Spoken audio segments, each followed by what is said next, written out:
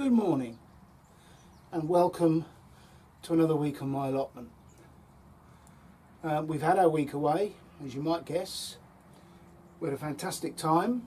The weather was truly atrocious, as it was predicted to be. But then, you know, August on Dartmoor, that's the risk you take. Autumn on Dartmoor. And yeah, it was wet.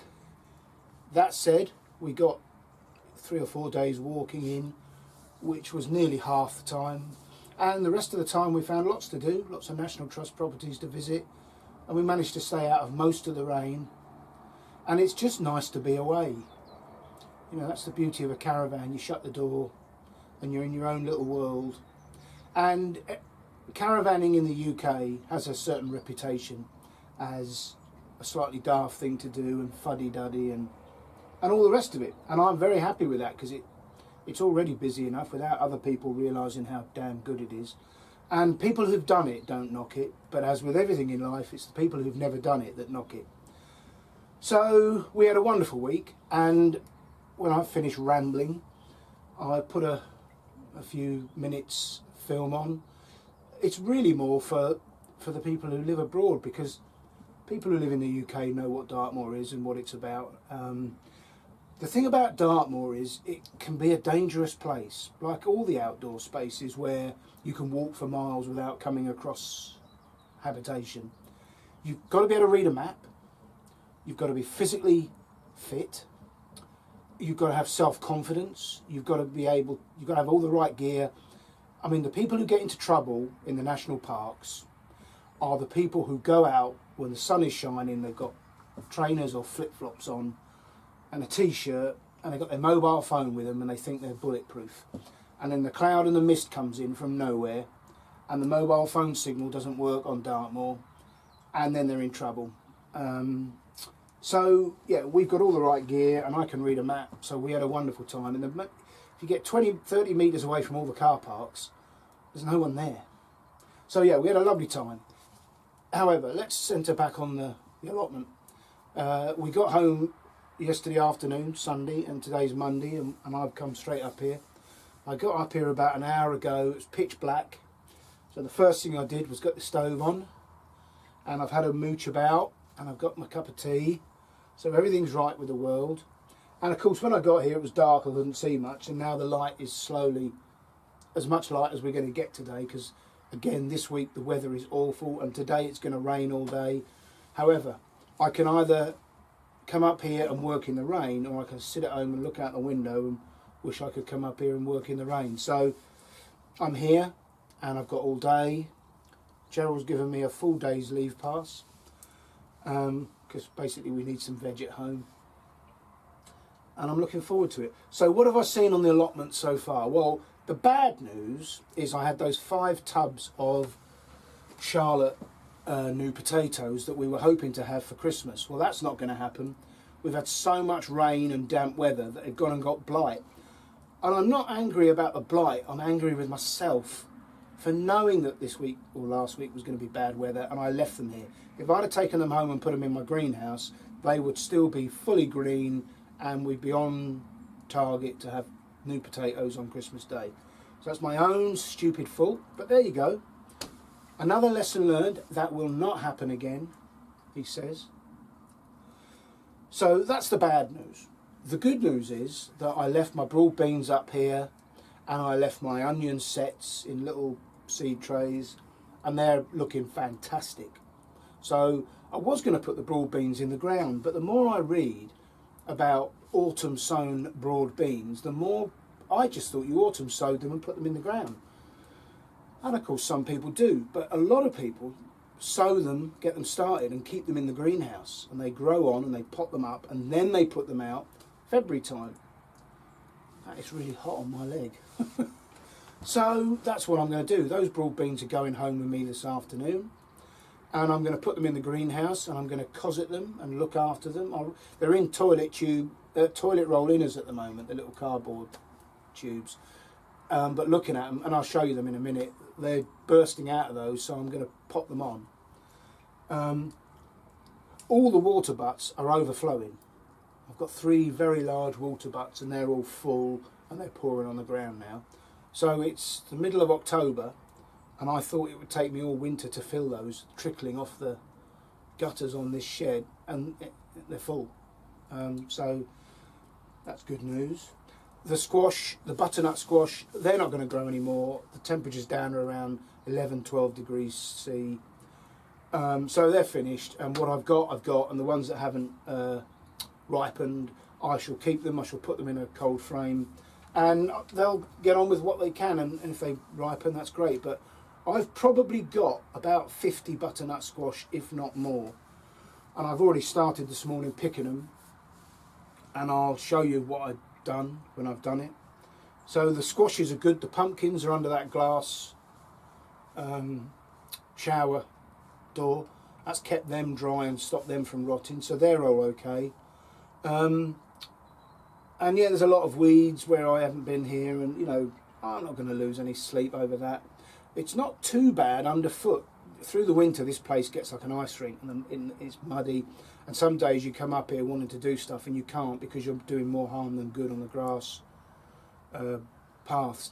That's where John and his wood chip paths come into their own. He can spend all winter up here, and as long as he stays on his plot, it's fine underfoot.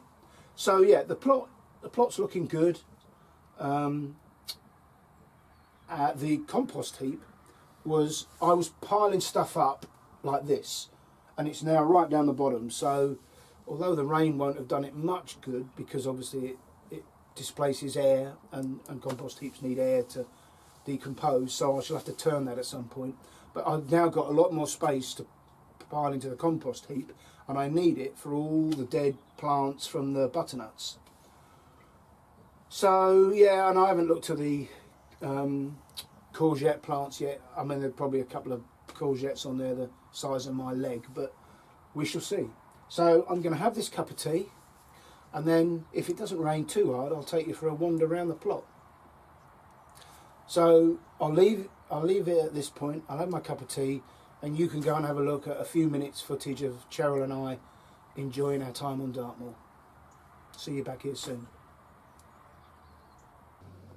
Welcome to Dartmoor and our week walking in typical Dartmoor weather. Although thankfully it's dry at the moment. At the moment.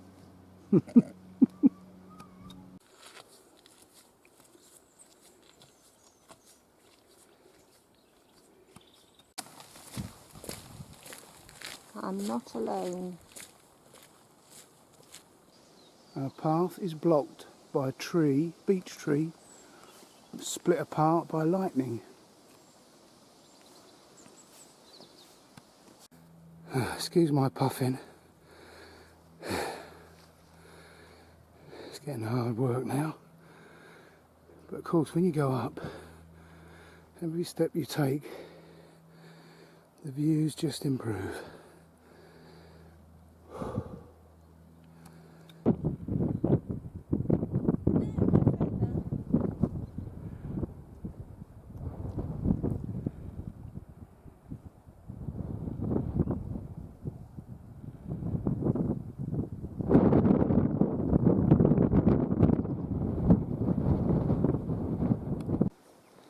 Down off the high moor, and we've paused at the village of Sheep's Tor.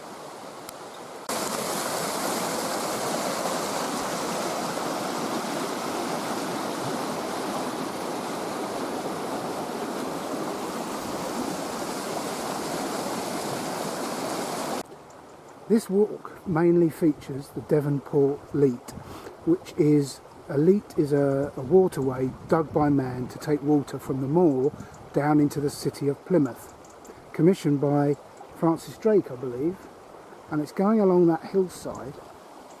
A couple of Dartmoor ponies in the foreground, and then it comes down here.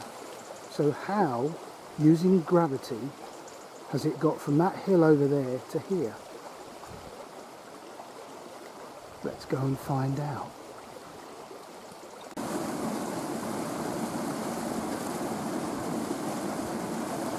So this is how it's done, with a viaduct or an aqueduct and a tumbling stream down the hill.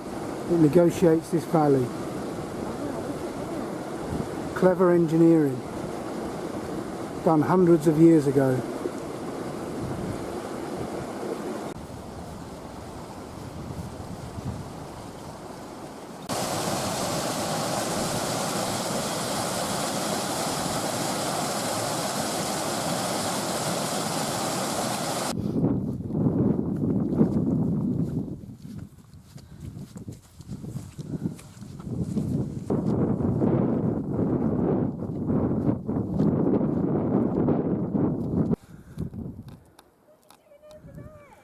I was going to ask you the same. What are you doing over there?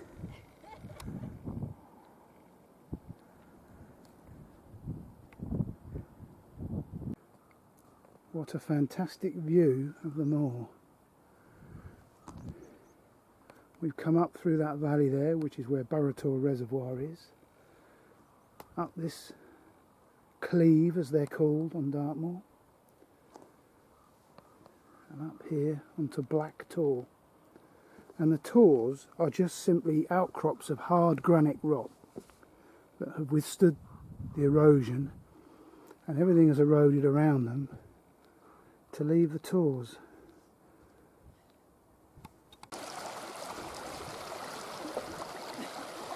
Oh, how disappointing. Sorry.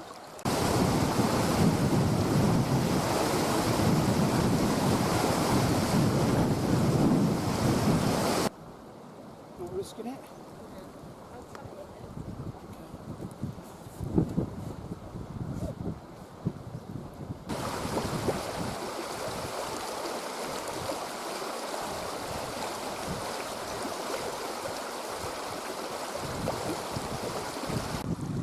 Welcome to the National Park of Dartmoor.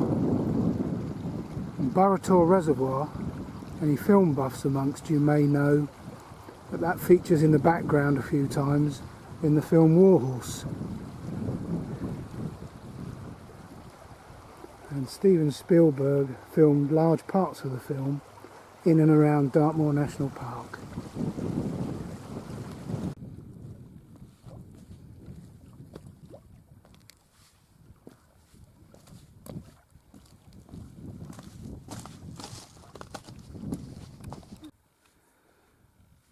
Well, this has to be one of the longest stone rows on Dartmoor, culminating in apparently one of the finest stone circles in the park. 154 stones from here to there, and a 2.5 metre menhir stone, which is just a very large standing stone. So 154 stones.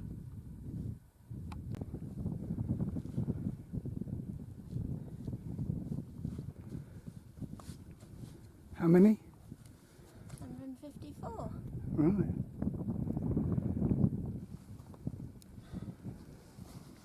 One of the best preserved stone circles on Dartmoor.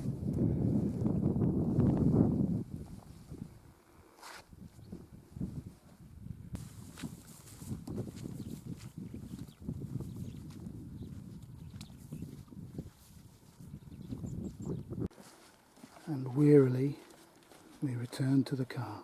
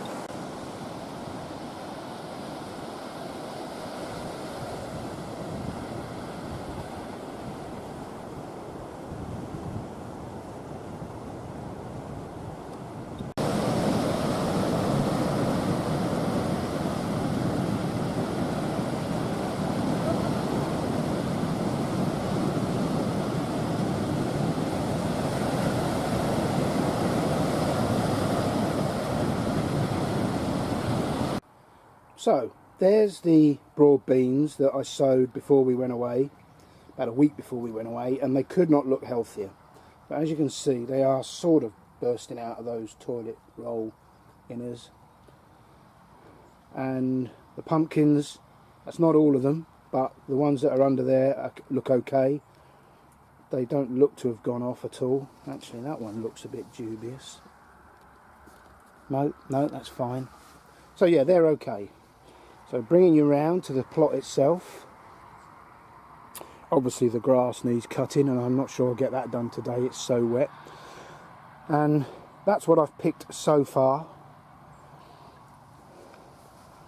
A lot more to do. And then around here are the other pumpkins. That's all of them now then, that you've seen. I did give 3 to Liam and Emma in the golf driving range for their 3 children.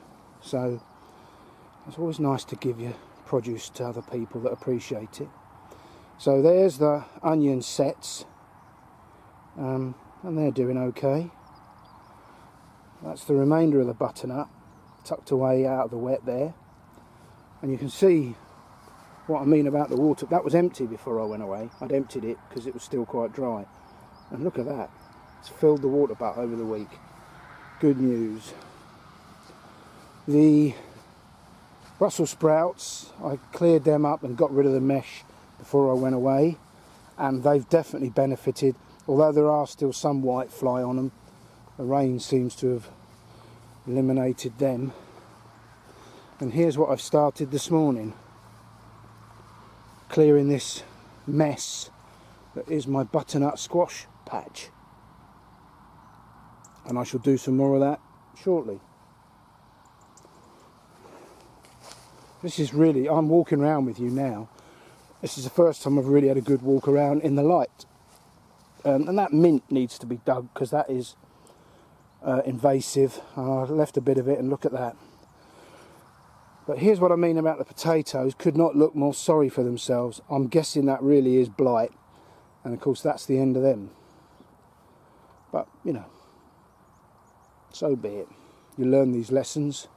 It's not a lesson I should have had to learn. I should have known. It was a silly mistake, but there you go. The peas look a bit ragged. In fact, they don't look a bit ragged. They look a lot ragged. I don't think they're going to come to much.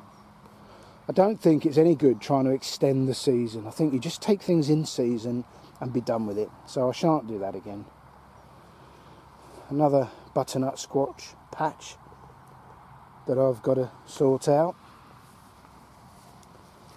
So lots to do today, and because this is my own compost that I've put on here, I can see all the blimmin' weeds coming up.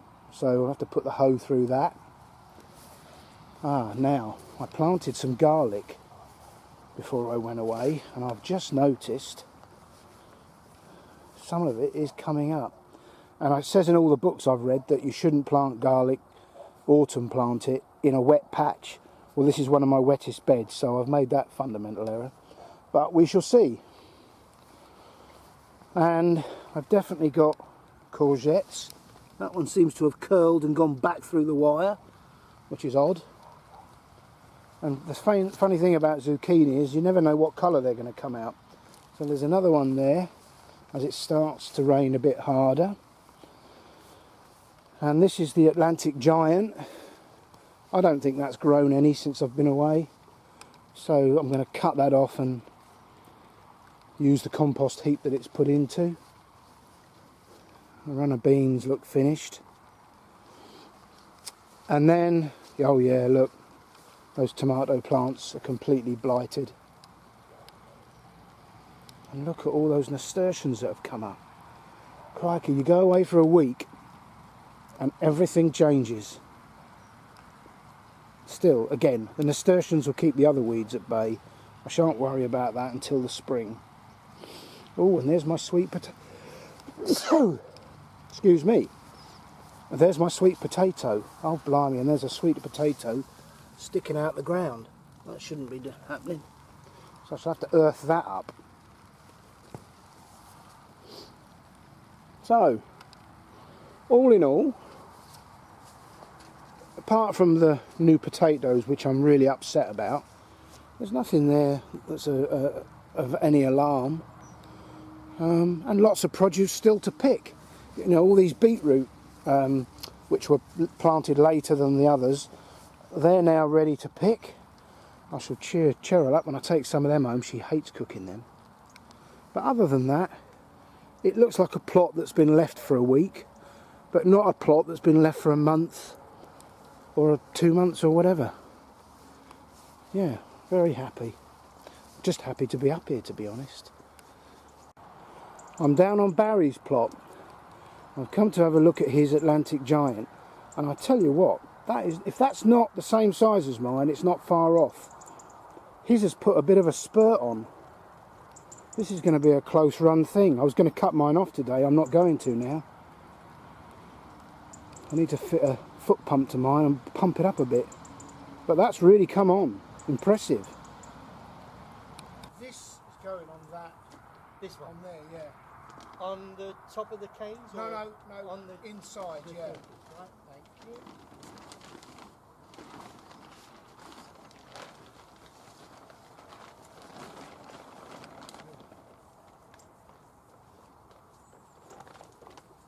You go up that Yeah, way. I'll go this way. That's it. I don't know how effective it will be. Made to measure. Made to It measure. is, isn't it? Thank you very much. I know if I'd have done that on my own, I'd have ended up wrapped up with all the poles and stuff. Bridge and wire. Yes. I've obviously used that for cucumbers or something. What will you'll just anchor that down? I'm going to put bricks on it, and I'm going to leave it. Right. And you know, hopefully. And is that your compost on the top? It is, yes. I've just hoed it because that was full of grass seed. You know, you can't help that in your own compost, can you? As with all things, I've changed my mind, and I'm going to cover as many of the beds as I can with black plastic. But before I do that, as I've done with this one, I've dug out one of the compost heaps, and I've put in a mulch on top of compost, my own compost. And then I'm going to put the black liner on, and I've done it with several beds this morning. John gave me a hand, and unfortunately he's gone for this one, so I'm going to have to mess about with it a bit. However, I'll leave the celeriac exposed, and once that's dug up, then I'll cover the whole bed. And the reason for that, there are several. First of all, once I've put the compost on as a top dressing, I'm not digging it in. I'm going no dig as much as I can, and the black plastic will prevent the rain, heavy rain over the winter, from leaching away all the goodness in the compost. It'll suppress the weeds by being dark underneath, hopefully, and it'll create an environment in which the worms can come up and take down the compost and put the goodness into the soil in a more natural way. And of course, looking forward to the spring, the black plastic will start to warm the soil, so I should be able to get ahead of the game, weather dependent, next spring on planting new crops. So we'll see how that goes, and as always, these things are an experiment, and I shall see how it goes, and if it doesn't work, I won't do it again, and if it works, then, you know, I might invest in a bit more black plastic, because I haven't got enough at the moment. So I'll get on and put this on.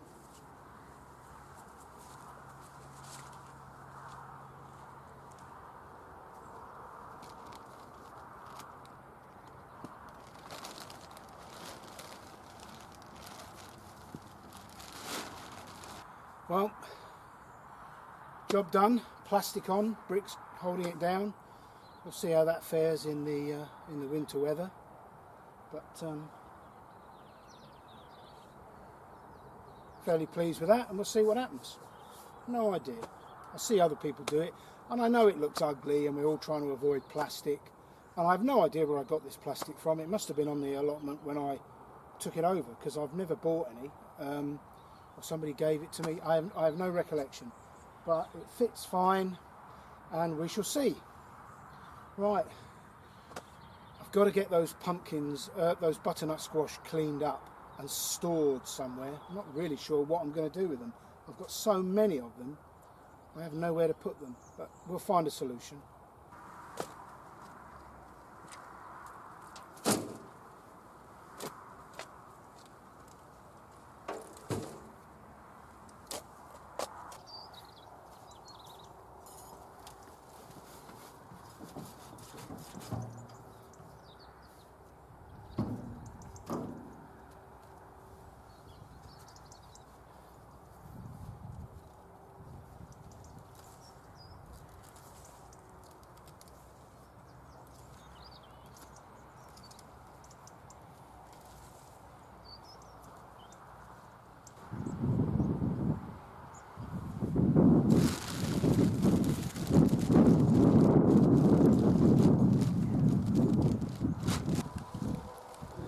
Well, the day's really turned foul now. However, it's not without its benefits. Taking a nice autumnal crop home. Those butternuts I've put under that glass screen, so hopefully that'll help cure them. Not sure what. I've taken the 10 pumpkins to the shop and I've got about 8 or 9 left over. I've filled this green bag with about, I don't know, 30 butternut squash that look fairly ripe. And then I've got, as I showed you earlier, more in those cold frames over there. I haven't counted them exactly, but I guess I've got about 70 to 80 butternuts in total. So we're going to have butternut soup coming out of our ears by the end of winter. Still, better too many than not enough.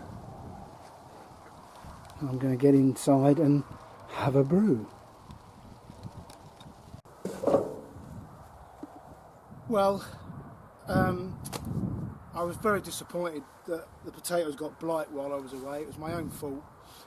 I knew what the weather was going to be like, but I just thought I'd empty them out and see if anything had developed. And I'm very pleased. I mean, I've done two tubs. This is the third I'm about to do. And they're a good size. I mean, they're not as big as they would have been later on in November, December, but it's a crop. We love the Charlotte potatoes, named after my daughter, she thinks. And I'm really pleased. You know, you've got to take what nature throws at you and always look on the bright side, he says, being a natural pessimist. But allotments have taught me that there's always something to be gained. So, yeah, I'm very pleased.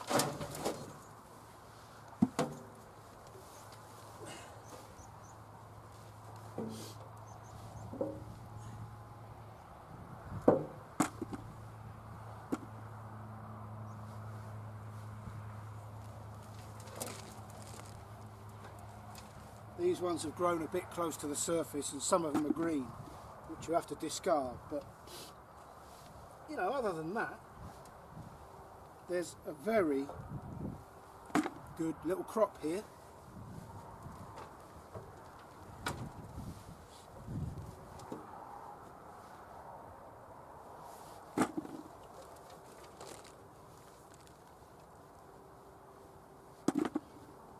I'll finish these off and I'll show you what I get. Well, that's the 4 tubs, and from thinking, you know, I'd made a real mess of that and cocked it up, I'm really pleased. It's turned my mood around completely. Very happy with that. I should be having some of those for tea tonight, I have no doubt. Fantastic. Well, it's mid-afternoon and I'm whacked. I must be out of practice after a week off, but I'm very pleased with the progress. It was a bit of a mess when I got here. I've now picked all the butternuts, taken the pumpkins to the shop that I need to, picked the potatoes and various other bits and pieces that I've harvested, the autumn stuff, the root vegetables and so on. And I've started making a bed, making a start. Let me start that again. And I've made a start on mulching the beds, and I've put all the black plastic over that I've got. I might spend a little bit of money and buy some new stuff just to do the smaller, thinner beds. But I'm pleased with the progress, and I've cleared away all the dead vegetation from the butternuts, and there's one bed left that I haven't quite finished. I've cleared it all, but I haven't mulched it, raked it, hoed it, so that's left to do next weekend. But a good day, back on track, normal service has been resumed, so thank you for those of you that have watched it through to the end. Thank you to all those who subscribed, I do appreciate it, and all being well, I'll see you again next week. Bye for now.